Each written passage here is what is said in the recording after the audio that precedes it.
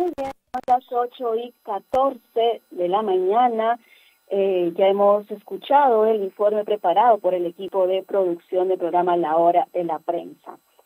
Tenemos 6 candidatos para la nueva mesa directiva para presidir el Congreso y efectivamente hemos conocido un poco de ellos en este informe. Ya estamos conectados con el analista político y politólogo Alonso Cárdenas para poder dar un poco más de detalle y un análisis de lo que puede suceder el día de hoy. Muy buenos días, Alonso, bienvenido al programa. Muy buenos días y muchísimas gracias por la invitación. Muchas gracias a usted. ¿Cómo ve esta situación en el Congreso? Estamos viviendo una situación complicada, dada la coyuntura política. Además, un Congreso dividido, un Congreso sin consenso, con 6 listas. Imaginémonos de lo que es un mensaje que nos están dando. No hay consenso. ¿Cómo podemos tener 6 listas en el Congreso y una situación como la que estamos viviendo en el país? ¿Cuál es su primera impresión, Alonso?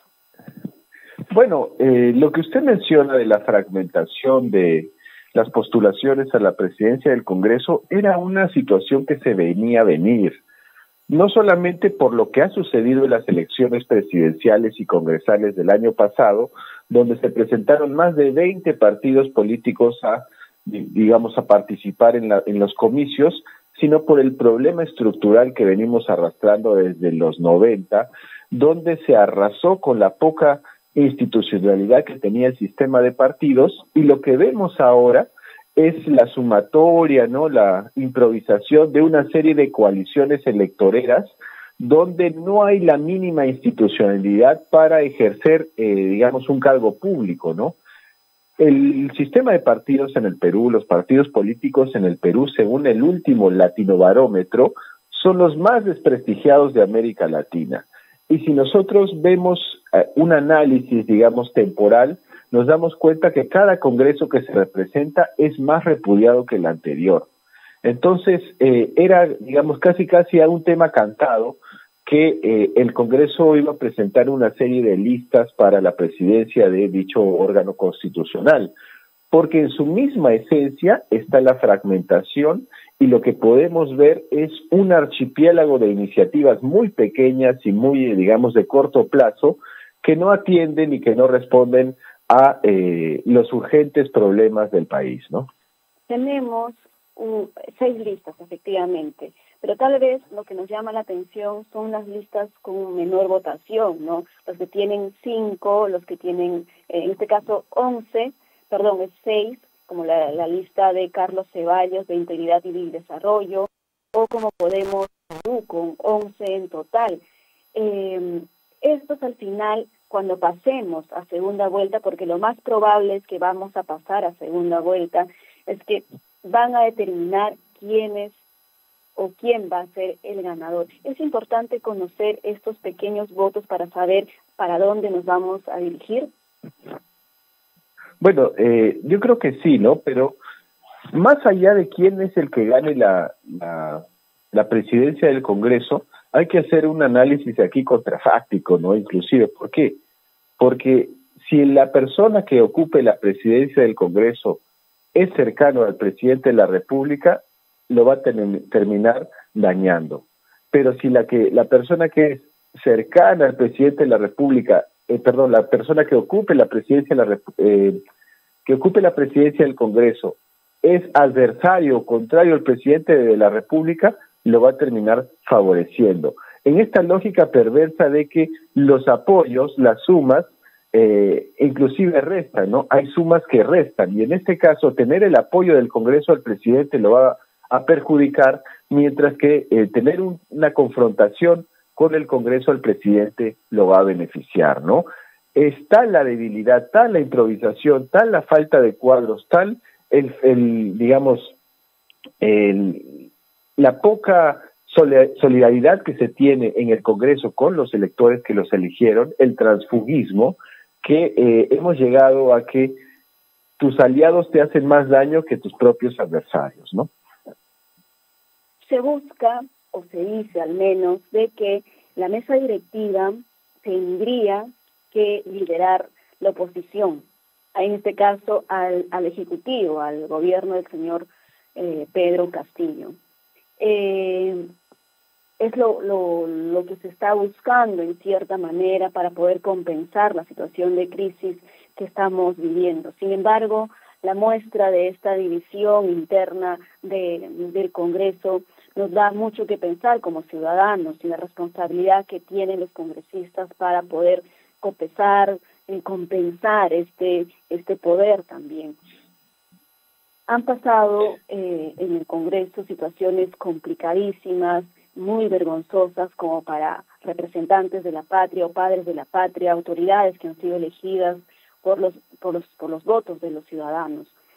Entonces, ¿esta situación crees que debería ser, de alguna manera, buscar una reivindicación ante la población? Bueno, yo le insisto en mi punto, señorita. Si la presidencia del Congreso, la mesa directiva, está en manos de la oposición por los antecedentes de improvisación, de torpeza, de delitos, presuntos delitos muy graves que han ocurrido en el Congreso, como el caso de una violación, de estar libando licor a horas de trabajo, etcétera, etcétera, etcétera. Si la presidencia del Congreso, por todos esos antecedentes de responsabilidad y de debilidad, de falta de lectura política, está en manos de la oposición a Pedro Castillo, lo que van a hacer es seguir fortaleciendo al presidente, porque es tal el nivel de torpeza y de improvisación que el daño que le quieren hacer al presidente termina afectándolos a ellos. Sin embargo, si la presidencia del Congreso, la mesa directiva, está en manos de un aliado, de alguien cercano al presidente Castillo, como también la torpeza está ahí presente, se va a terminar perjudicando al presidente. Hemos llegado a ese nivel, ¿no?, donde tus aliados, tus presuntos aliados, te hacen más daño que tus propios adversarios, por lo que yo le digo desde el principio, la enorme debilidad del sistema de partidos en el Perú. Insisto en mi punto, el más desprestigiado de América Latina. Efectivamente, ha mencionado un punto interesante, el desprestigio de los partidos políticos en el país. Mucho tiene que ver con el actuar de las personas que han sido elegidas por estos partidos políticos y que simplemente desprestigian al partido político, a la acción política, a la representación que implica. Podemos ver, por ejemplo, hoy en día en el Congreso bancadas independientes, bancadas que una vez llegado al poder se han armado porque se han retirado del partido político con la cual han ingresado, pues han armado sus bancadas independientes, como es el caso de Perú Bicentenario o en este caso Integridad y Desarrollo. Esta falta de compromiso, de respuesta al voto del ciudadano, también termina pasando factura a la responsabilidad y la importancia de la existencia de los partidos políticos al ser desprestigiados por este accionar. Efectivamente, ¿no? Pongamos el ejemplo del señor Óscar Sea, ¿no? El señor Óscar Sea fue elegido mayoritaria y de manera abrumadora en por Perú Libre, ¿no? Pero después, por azares del destino, decidió modificar e irse a Podemos, ¿no? Dígame usted, ¿dónde está el respeto al elector?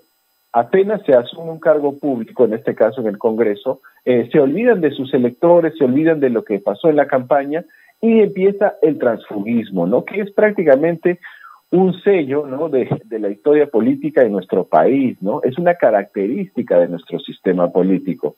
Por eso yo le digo que los partidos políticos en el Perú han tenido pues un comportamiento vergonzoso.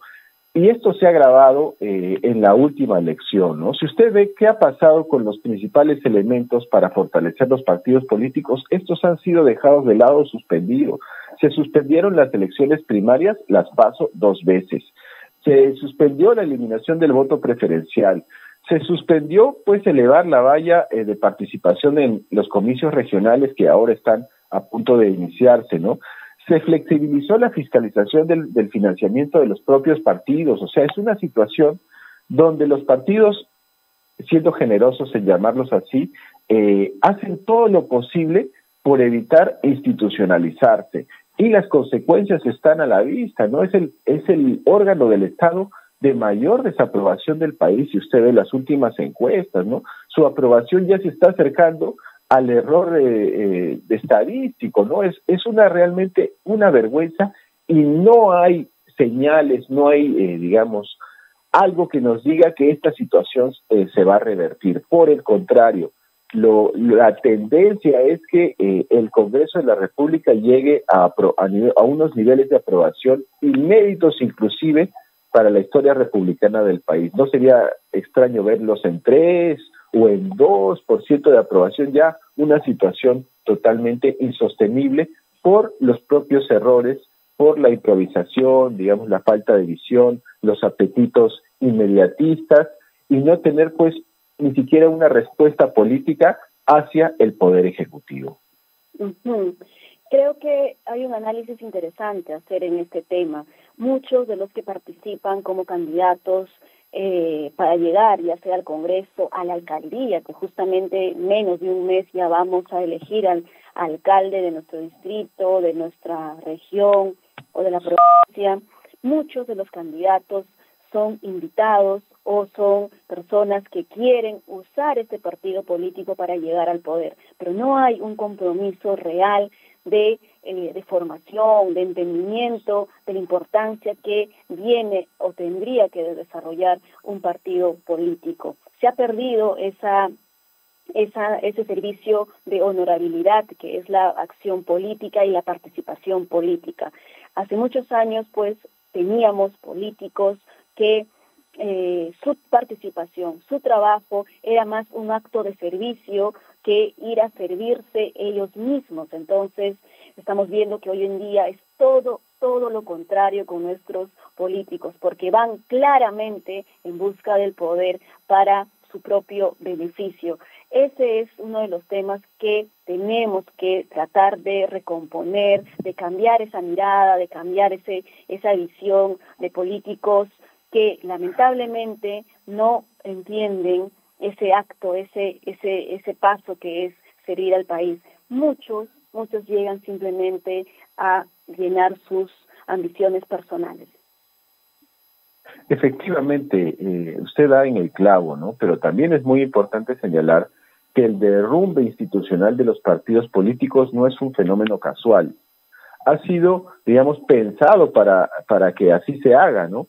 Recordemos que nosotros vivimos, como diría Max Weber, en una democracia plebiscitaria, es decir, la voluntad del caudillo, la voluntad del demagogo y no la construcción de una institucionalidad. Y lo que ha sucedido en el Perú en los últimos 30 años apunta a eso, a lo que se conoce como la democracia sin partidos, donde factores como la eliminación del Senado, la reducción del tamaño del Congreso han sido factores que han impulsado esta situación. Recordemos también que la Constitución de 1979 tenía 180 diputados y 60 senadores en un país que apenas tenía 18 millones de habitantes. Hoy tenemos 130 congresistas para un país de 33 millones de personas, lo que promueve que partidos con muy baja representatividad o representación lleguen de una manera sobredimensionada al Congreso de la República. Y esas son las reformas que deberían hacerse, es decir, prácticamente una refundación de nuestro sistema político. Efectivamente, hay un análisis con respecto a ese tema, es importante mencionar para que nuestros oyentes tal vez lo entiendan de alguna manera. De cada 10 que votan en términos congresales, solo 2 llegan a lograr que su candidato de elección llegue a una curul. Es decir, 8 simplemente su candidato por el cual votaron no llegan al Congreso. Entonces, los términos de representatividad en nuestro país es muy pobre, es decir, no estamos bien representados, necesitamos más, ya sea tal vez senadores, acaba de mencionarlo nuestro invitado Alonso Cárdenas, que en otros años teníamos una mejor representación. Incluso con el mismo presupuesto podría lograrse una mejor representación en el país. Creo que es un análisis interesante que se tiene que reevaluar, que se tiene que mejorar para todos los peruanos, tener una voz que nos represente y tener un mensaje también en el Parlamento. Lamentablemente, hoy en día nos falta eso. Y hay otro elemento también que es la profesionalización del Congreso, ¿no? Si usted ve lo que decía Lady Camones en los audios, lo que yo más rescato en este tema es que se ha llenado de gente sin capacidad que no tiene ni idea de lo que está haciendo, y el Congreso se utiliza como agencia de empleos para pagar favores políticos de la campaña. Y eso está, digamos, es una puñalada por la espalda al sistema democrático, porque en los países desarrollados, prácticamente en todos, el Congreso es profesional. Es decir, existe una carrera pública dentro del servicio civil congresal, algo que nosotros no tenemos. Lo que pulula en el Congreso es los cargos de confianza, ¿no? Que puede haber, digamos, como le digo, una agencia de empleos en el Congreso, y donde muy pocos congresistas tienen un ejército de asesores que la verdad tienen una dudosa formación y trayectoria profesional. Con esas actitudes y con esas prácticas es una de las razones que explican por qué el Congreso peruano es el de peor aprobación en nuestra región, en América Latina y en el Caribe. Muy importante lo que mencionas, Alonso Cárdenas, la profesionalización. Es más, yo diría la profesionalización de los políticos, ¿no? No es malo ser político, hay que formarse, hay que emprender un lapso de tu tiempo en esta capacitación para entender al país, para defender ideas, para promover espacios de consensos en el marco de la democracia. Creo que es importante de que una persona que llega al poder y que es bien representa bien, podría volver a elegirse porque está haciendo un buen trabajo. Entonces, a veces se desvalora o se estigmatiza al político porque ha sido elegido una vez o dos veces y se cree que eso está mal. Lamentablemente, al perder la experiencia también de los políticos que hacen bien las cosas, que ingrese uno nuevo y no tiene la más mínima formación o conocimiento, pues nos termina generando esta situación complicada en el país. Interesante mensaje de nuestro invitado, Alonso Cárdenas, analista político y politólogo también, que conoce de la situación que está viviendo hoy en día nuestro país. Y también lo que va a suceder el día de hoy en la elección del nuevo presidente del Congreso con esta nueva mesa directiva. Muchas gracias, Alonso, por acompañarnos. No, muchísimas gracias a ustedes por la invitación y muy buenos días.